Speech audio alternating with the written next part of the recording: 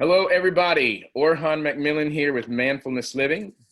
And today is the first of a series of interviews that I'm going to be conducting for Manfulness Living. So a lot of you that know about Manfulness Living, it's a men's organization, a men's group where guys come together and we talk about things that are related to guys. And so in expanding that, I've decided to go ahead and reach out to people that fall into that area of understanding, the experience of men, experience of masculinity, and all of those things. So I'm so excited that my first guest today is a longtime friend. We just discovered in talking that it's been 10 years that we met. So Thomas Wimberly is joining me today, art director, fine artist, everything, living in Los Angeles now, originally from Louisiana. Thomas and I met 10 years ago. He was waiting tables at one of my favorite restaurants, and I would spend a lot of happy hours there. And so we just made that connection that was that long ago. But then as time progressed, we kept engaging with each other through the creative industry.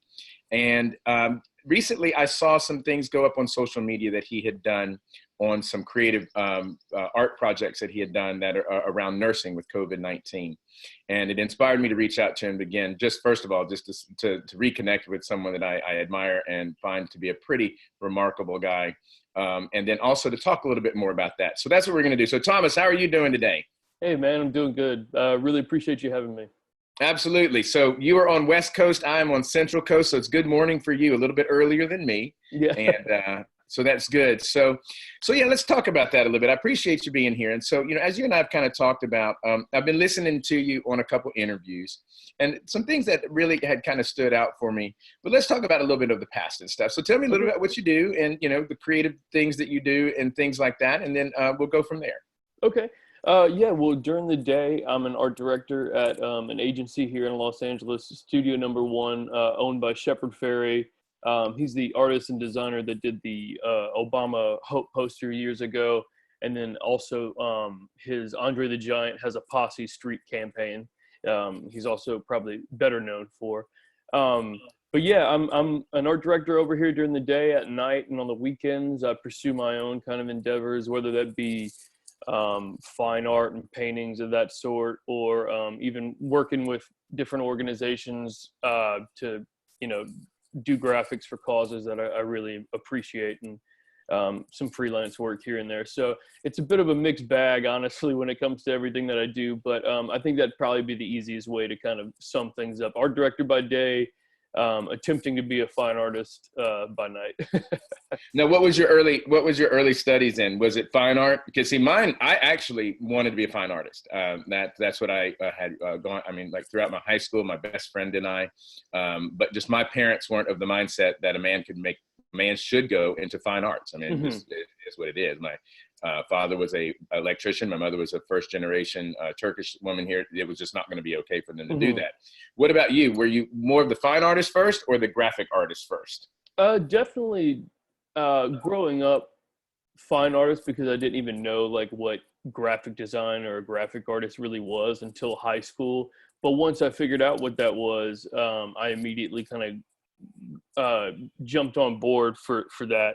Mostly because I hadn't seen up until that point the commercialization of art in a way, and which is basically what graphic design is. It's very much so a service-based industry working for clients. But before that, I had a little bit of exposure to art being applied in other ways to make money. But yeah, definitely started off on the fine artist line when I was little. Like I wanted to, do that when I got older, but I didn't really know exactly that. I got you. So, and something else I've noticed that's changed over the years.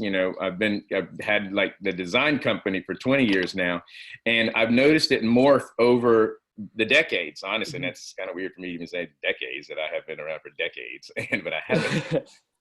Is that it's where before I found it to be very categorical or, in a column. Okay, I am this. I am a graphic artist or an illustrator or a,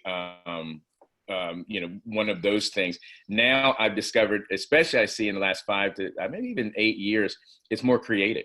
It's more of I am an individual creative, and so I've got this influence and this influence, and it sounds to me like that is kind of where you are, that you have all of these different creative expressions that you do. Oh yeah, definitely. You know, I've got plenty of friends that are just designers, and I've got plenty of friends that are just artists. But yeah, I'd say that I definitely fall in that category of a little bit more of an expansive approach to things, whether it be, like I said, you know, paying my bills with more typical graphic design or the fine art on the side. Yeah, I definitely think that that's the case for the industry today. Thanks to social networking and things like that. You know, we've all been given the opportunity to kind of show a little bit more of who we are as designers, rather than just, oh, I'm just this. I only do logos, or I only do that. So I definitely fall in that category of a little bit of this and that. And I think, you know, again, you know, the focus of Manfulness Living is men, right? And I think as men, to some degree, that is evolving, especially with the younger generation of men being just kind of more open with things. I know designers that are musicians, that, you know, all these other aspects. And so I just wonder sometimes if it culturally, if we're expanding into a place that, you know, it having all of these things as part of your personal expression and how you live your life only enriches each other. It only makes all aspects better because you are living creatively in so many different formats. Yeah, I definitely think it, in a way, it makes things better. I also think that in a way it makes things a little bit more challenging, because I think back to social media has like a really big effect on my work, and, you know, a lot of the messaging that I'll make, mostly because it's just kind of like a really good read of the opinion of the public. And so I often use it to kind of like gauge what I want to put my work out, because my personal work is typically very topical.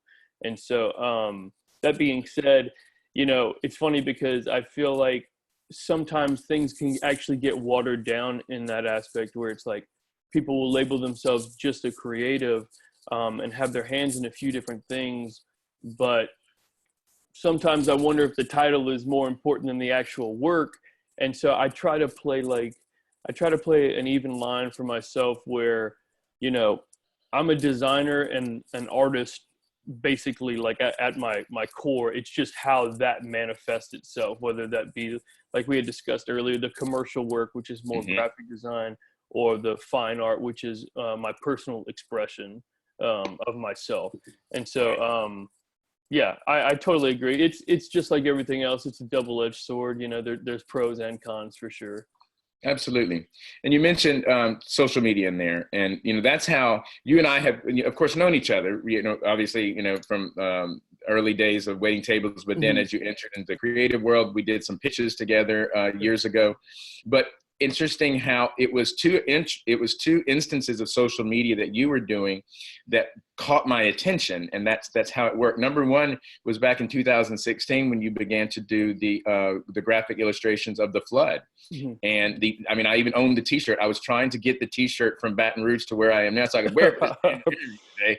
But there's no way. I mean, it just doesn't happen. But the one where you're holding the red stick, and, you know, it was one of those things that I saw, and it spoke to me, and it spoke to a lot of people. So, you know, the power of that. Talk a little bit about those topical things as you did. You know, what you know, was it a calling? Was it a need? Was it like, I got to do something here? Talk a little bit about that, please. Well, more than anything, I mean, I'm not always the best, as this interview might expose. I'm not always the best at articulating verbally what I think, or even my stance on certain things, especially not like right out the gun. I'm typically a person that I'll talk through things with friends to try and figure out exactly what I think on subjects, but it's not something I can just, like, you know, super articulate right off the bat, you know.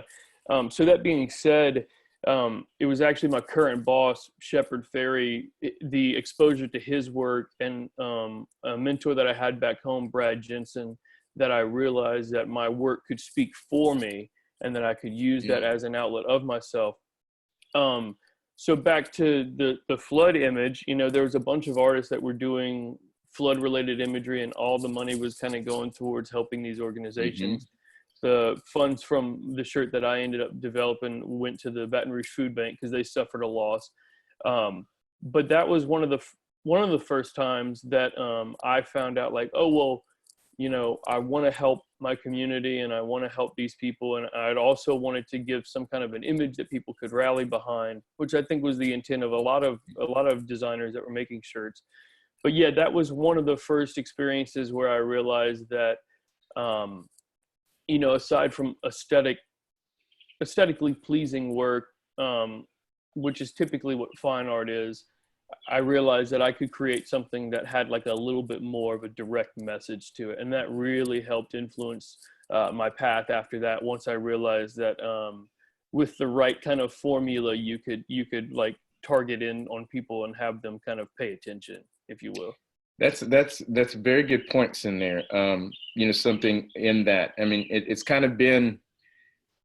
of how things have happened globally anyway. If there has been a movement, if there's been a tragedy, if there's been an uprising, I mean, all of those different human things, COVID-19, I mean, itself, all of those things, there have been artists that have come along that have captured in 5 to 7 strokes the message behind the movement, right? Right. You mentioned the gentleman that you work for now with the Obama, I mean, right. iconic. I own it, right?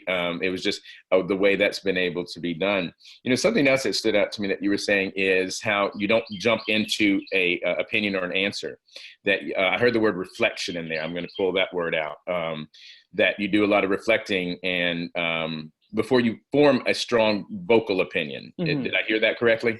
Oh yeah, definitely. I mean, to the point of probably like affecting a good bit of my anxiety and whatnot, as far as like the internal dialogue of trying to figure out my stance on things. But yeah, there's definitely like a lot of internal thought that goes into what I am. And don't get me wrong, I'm also the type of person that I want to be, I guess the best word would be challenged in my opinions, because I want to make sure that I'm that firm in them. So if I release something, yes. A lot of times it's to provoke conversation on some of the subjects. And I appreciate whenever people reach out and kind of offer their own opinion, and it doesn't always align with mine, but at the very least, like I can step out of myself a little bit and assess whether or not my opinion is still valid, or whether like new information that I've been provided has helped change that opinion. So yeah, there's definitely like a lot of internal reflection that goes on. And also like I'm not like a super social person. I have some really close friends that will hang out, but for the most part, it's a whole lot of work and just me just hanging out with my wife and our dog. Like we tend to be a little bit more loners when it comes to that. So yeah, there's a lot of reflection that goes on in that for sure. Well, there is. And, it's interesting because everything you're saying right now is kind of the principal foundations of what mindfulness is about. It's being able to objectively center the thoughts, calm the brain down so that I can reflect on something, that I can look at this situation or this thought and be able to come at it from a reflective kind of way, an aware way, instead of a reaction. I always say respond over react. React is, I have to a buzzer answer type of thing, but a response is thoughtful, it's purposeful, it's intentional. And that's a lot of what it is. And also the other part that's so wonderful that you were saying is that it allows space for others' thoughts to come in. And then I'm able to dialogue with those things, to dialogue with someone else, to be challenged with where I'm thinking, because if I'm only sitting in my own information, if I'm only in my own silo, that's where it's dangerous. And I think that's where a lot of things in this country we've come to, is actually speaking with Obama after David Letterman left NBC. He started, I figure it's Netflix, but his first guest was Barack Obama after he was president. And one of the things that stood out to me to this day, he asked him what his greatest fear was. And he says, the silos of information based on the internet, that you and I can do do the same Google search, but based on your history and my history of internet, we're going to get two different sets of information. And by doing that, we're siloing ourselves and to not be challenged with anyone else's thought. And that's where we are politically and country. I think that people forget that their opinions are based on information that they've already received. And so to like be closed-minded and assume that you've got all the information is a really dangerous path, because like I said, I mean, I try to keep myself open to any new points, because it could be something that you haven't considered yet, you know. But unfortunately, people's pride tends to set in, and people would much rather be right about their own ideas than be objectively right sometimes. Absolutely. Well, and then there's the other part of that. There's awareness and there's ego, and that's where the ego comes in. Once the ego is driving, I don't need anybody else's information. I know I'm right. You're wrong. You know, you're the loser. I'm the winner. And so, you know, that's also a part of a lot of what we do, is just being observant of the ego and where is it in my day-to-day life. Cognitive dissonance could be could be the slogan of our society, at least the last few years, in my opinion. But yeah, I totally agree, man. Yeah. So again, you know, we were there with 16, and then boom, I'm scrolling through, hadn't talked to you in a while, and I see this ridiculously amazing creation of A Nurse with a Mask. And I didn't even have to see the name, right? Because you kind of gotten to that point. I can see your strokes, and I'm like, holy shit, look what this dude has done. And it was one of those things, because, you know, we do this on, you know, it's like what? Yeah. And it's just not there. So let's talk about that. Let's, you know, as far as COVID-19 and what inspired, and I'll make sure and put that graphic inside the comment section of when I post this for us. But let's talk a little bit about that and the difference. And I do want to also talk about a little bit between floods of 2016, COVID 2020. There's some things I want to bring out in that. But let's talk about the graphic that you created and how that came to be. Sure. So basically, whenever back at the end of last year, I have one of my best friends lives not too far from Hong Kong. Him and his wife are there. His wife is on a teaching contract, and so they've been over there for about almost 2 years now. So anyway, I was kind of aware of things going on a little bit more than some of my friends, because I had him as this kind of point of reference.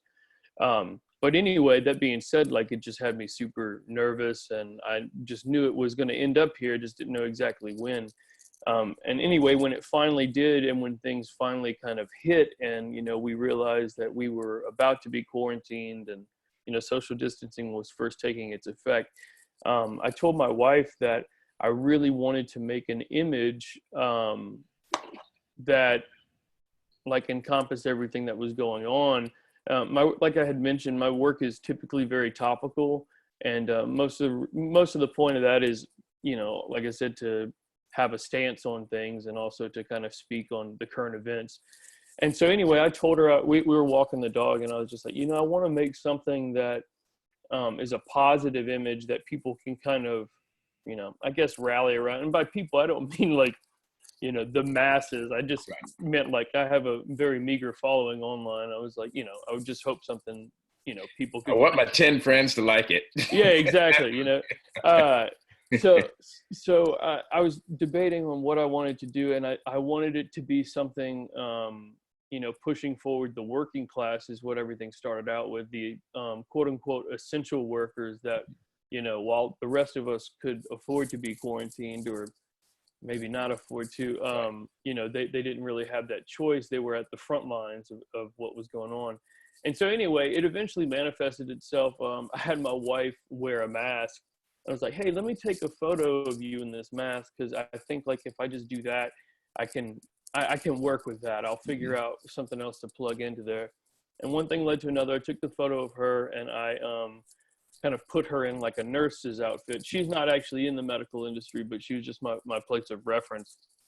But I put her in that, and then I ended up putting the American flag on the mask. My work is typically pretty critical of our country, at least the areas that I think it should be tightening up, or, you know, looking into more. So in this time, like, I thought a message of positivity was a far more appropriate one. And so I wanted something that, you know, we could kind of band behind, I guess. And that's why I used the flag, because like I said, instead of being critical, I wanted something for people to be positive about. And that positivity was channeled into thanking these frontline, and what I eventually called the piece was the forefront. The forefront. yeah, but thanking the people that were, you know, at the forefront trying to keep it from getting to the rest of us and dealing with so much while sacrificing, you know, technically their lives when it came down to it. So anyway, that happened. And then I worked with an organization called Amplifier. They're this kind of design lab that does a lot of activist related work, Okay. typically nonpartisan stuff. It's just kind of like inarguable ideas that they try to push. But anyway, Aaron Huey, the founder of Amplifier, he's a National Geographic photographer. He hit me up because we had worked before, and he was like, "Hey man, we have this global art campaign coming up, and I'd love for you to do the branding for it." I was like, "Yeah, sure, no problem." So I worked on some stuff, and it's funny because I was working on like a logo and things for it, and then he's like, well, Like a graphic designer would, like, okay, here's, you know, okay, here's your icon package and here's yeah, logo package, and okay, I'm right. gonna do that. Yeah, like I had I had created this image. It was like a peace sign blended with the staff of Hermes. Okay. So I was like playing around with that a little bit. And he's like, "Man, this is cool," but we were actually thinking we could use your flag image. Aaron was like, "But the thing is, like, if we could do it, if we could make a global version, then we could probably like have it hit a lot harder and have a lot more people respond to it." And it's funny because I had actually already been planning that. I have a collector in Germany that had commented on my post of the American flag. She was like, "I love this, but it would be awesome if I had something that I could, you know, if I could get behind too, because this is absolutely a global deal." And so I had kind of already been playing around with the idea, but when Aaron had said that, I was like, "Okay, cool. Like that's more than enough reason to like jump in." And so I just edited it and took the star out of the background and put like a globe. Mm-hmm. And then on the mask that my wife was wearing, I put a map of the world. And so it just kind of clicked from there. But yeah, that's pretty much the origin of how that image came out. Gotcha. Because you have several iterations of it. You have the one with the, you know, those, and they kind of evolve through that. Mm-hmm. You know, it's interesting you say that you and this goes to show you the power of art, man. It really does. What I'm about to say is, because when I saw it, I saw something totally different. I saw what's that? What you saw? The American flag over the mouth. Mm-hmm. as a hindrance. Mm. That, you know, again, I've got strong personal opinions about a lot of things, and that yes, you know, we're at the home of the free and the brave and everything else, but at the same time, we're so unclear on the truth of the country and how we are as people, and how we are as history, and how this country even became supposedly the greatest nation on earth, which anyway is a total farce, nevertheless. That's another Zoom call. That's edit too, right? In the eyes of the female, I saw immigration. I could see my mother's Turkish eyes in that. I could see Hispanic eyes in that. And so that you and I have not had this conversation yet either. Because when I saw that, I'm like, okay, I know Thomas. But again, isn't that the beauty of it, though, that it can be both? I was just having a conversation. There's a duality in everything, that it can be an iconic, inspirational piece and yet tell the truth about truth itself, right? Oh, yeah. And I think that's powerful. Like, a lot of my work doesn't have any text in it for that exact reason, because I like to see, I think that people's personal interpretation of things is also a manifestation of their inner self. And in that way is very revealing of who they are and what they might be going through. I've done some work in the past on like school shootings, and it was really interesting because there's no text on there, but I got people on both sides of the argument that were gung-ho about it, and completely interpreting it for themselves. And I'm not sure there is a right or wrong way. So for you to say that about this, that's really interesting, especially because, like I had mentioned, a lot of my work is typically very critical of areas that I think need to be addressed.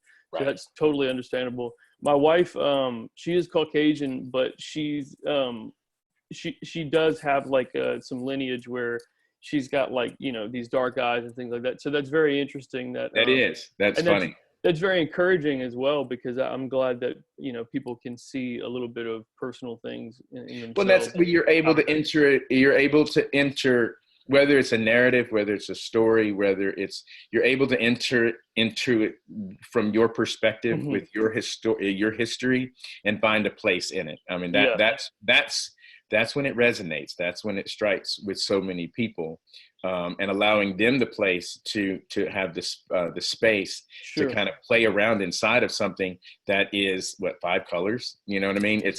That's where it really gets crazy. Is the fact that we're talking about something that's so simple, but that can cause so much space and reflection and conversation. Oh yeah, and that's what makes it so powerful. Yeah, that's one thing that I learned from Shepard and from Brad was condensing things down, like specifically from an aesthetic standpoint, to these, like, you know, only a lot of the work that I do will only be like 2 colors even.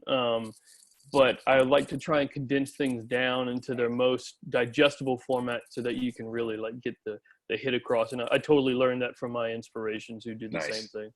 I like using the word simplify. And, you know, again, that's a core understanding and a core practice of mindfulness and everything else, is just simplify this. Simplify the moment, simplify the attention to be in that space, because all the other stuff is just clutter, and it is. So if you can get down to the simple of it, then that's how it makes such a big difference. That's that's really good. I try to approach, like, when I have internal struggles or issues with, you know, things I dwell on too much, or the anxiety I had mentioned, I try to do something similar where I always do like worst case scenario, which has contributed to my anxiety over the years. But lately I've been trying to do like, okay, at its core, what does this problem actually mean, and how can it actually affect me? And it helps me kind of deal with things a lot better, because sometimes it's like, oh, well, it can't really affect me outside of my mental struggles with it. And that helps the mental side kind of like ease up. Yes, it really does. It really does. We'll get you in a couple of those meditation sessions, and I got a couple other tricks and tips I'll show you too. Oh, cool. Yeah. Because you know, this is Mr. Anxiety right here, and it works. And I mean, it works. It really does. The stuff is really powerful, and it enables me to, I mean, even to say, that's not something I need to think about right now. I mean, that's one of my big things, especially, you know, I wake up in the morning, it's like, you know, and that's natural. It's what we do. It's you know, and then on top of that, guys, even more. But I'm able to actually say, you know what? That's a great thought. I don't need to think about that right now. Yeah. You know, or in the shower, it's like, I don't need to think about that right now. There's nothing I can do in this shower in this moment to do anything about that. So why, buddy, are you not?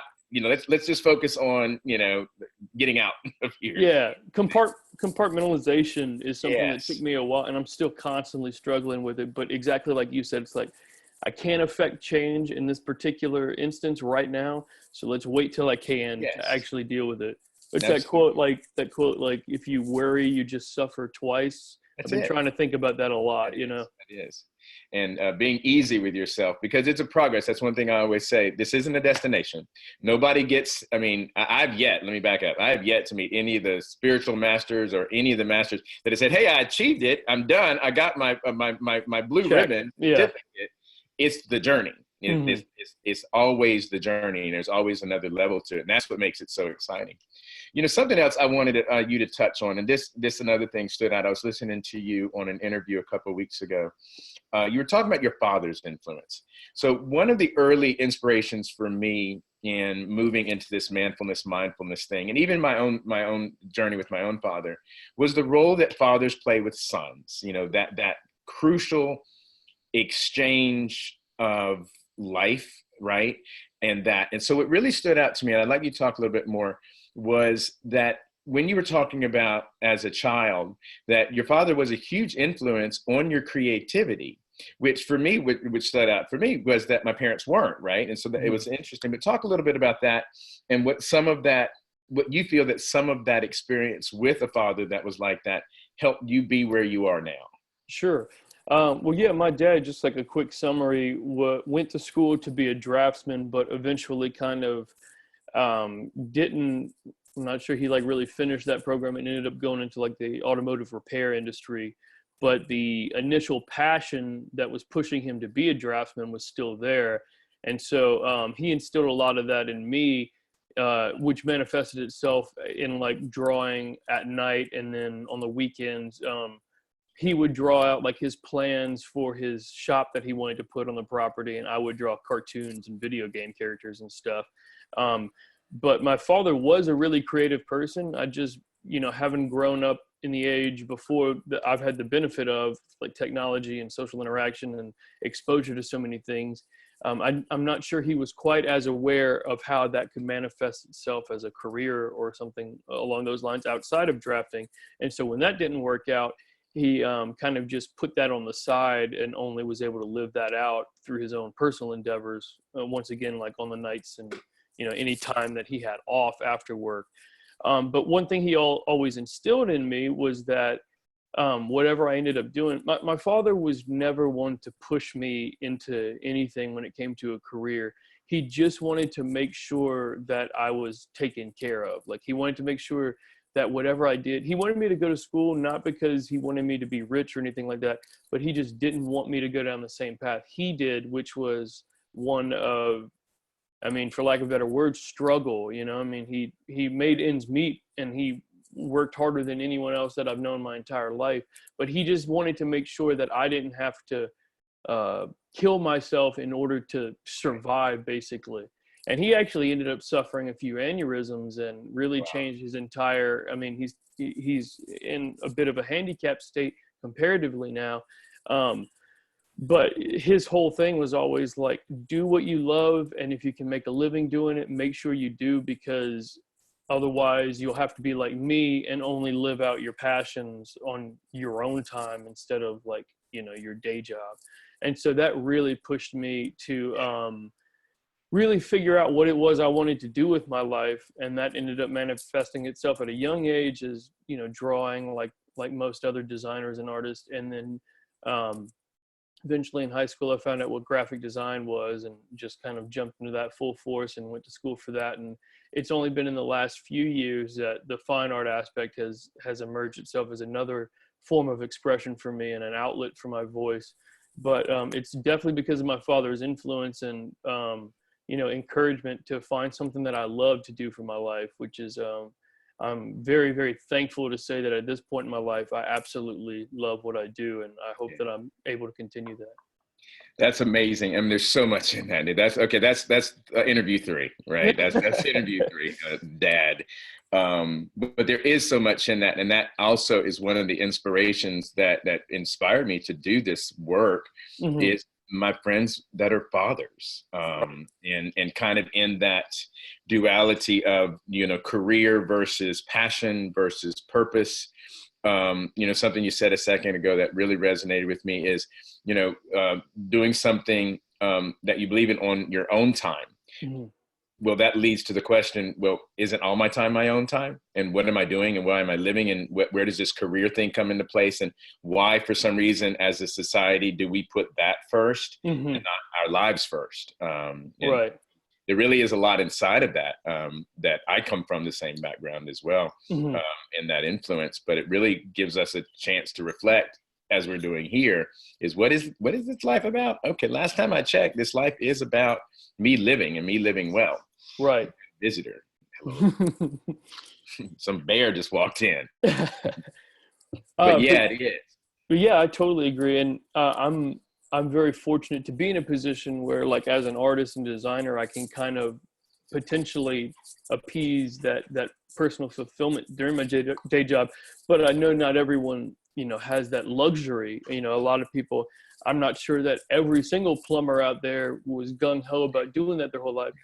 But I also know plenty of people like that do find fulfillment on the side, and they've been able to compartmentalize their life, and they know, okay, well, I don't absolutely hate this, and I still find my fulfillment one way or another. So it's definitely a balance game, and it's unique to each person. Boom! You just said it without yes. There is no rule book here. This is the way I choose to do this, and if I'm doing my life and calling it fulfilled from a place of awareness, reflection, response, then I'm living my life fulfilled. Sure. Right? Now, if I'm doing it from stress, anxiety, reaction, unawareness, then chances are I'm not fulfilled. I do have health issues. I do have all of those things that come along with it. And it's just that simple thing of everyone has the right to make their own choices and their own decisions moving forward on how they want to live. But it's taking the time to do that, which is not really something we're taught a lot in this country to do that. We're not, I don't ever remember taking reflection classes at all. But I'm so excited nowadays that I see in elementary schools that there's mindfulness practices. I see that there's meditation in classes now. I see these programs that are being developed for kids to do this, to evolve us into just a more of, the power that we have within us is all there is. And for us to be able to figure out what to do with that as it means to us. There's a lot in that. So. Yeah, I also find the benefit of growing up in the time that I have, because even like, my father or anyone else that, the generation before, it's like, all that stuff was a lot more taboo to talk about, and now it's like it's everywhere and people are a lot more mindful of things.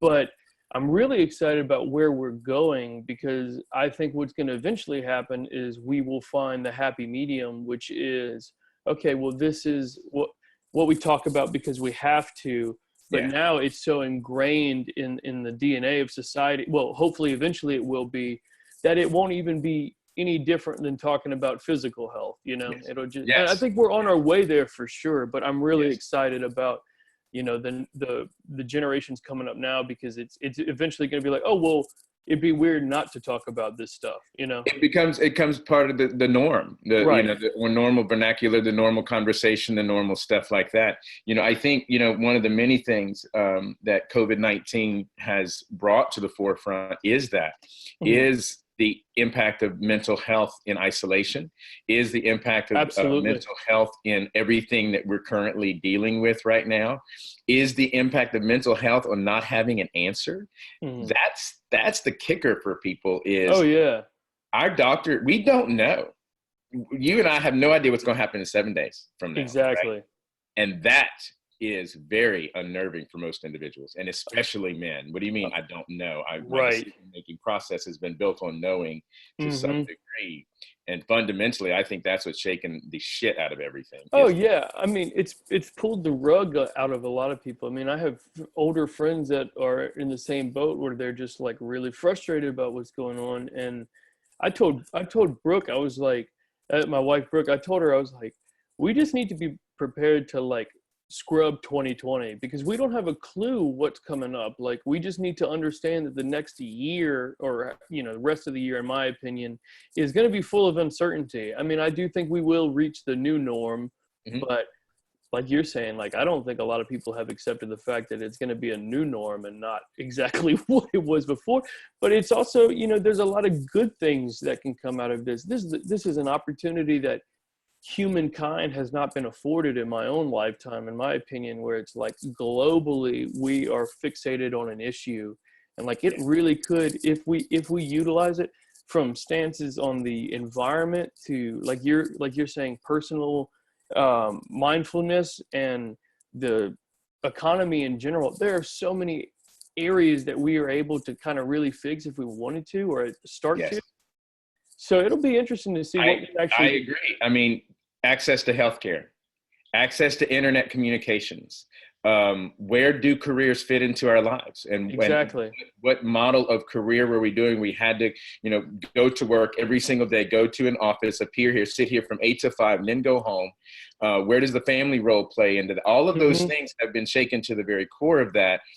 I'm hopeful, optimistic, that some of this will be carried forward into a new societal way.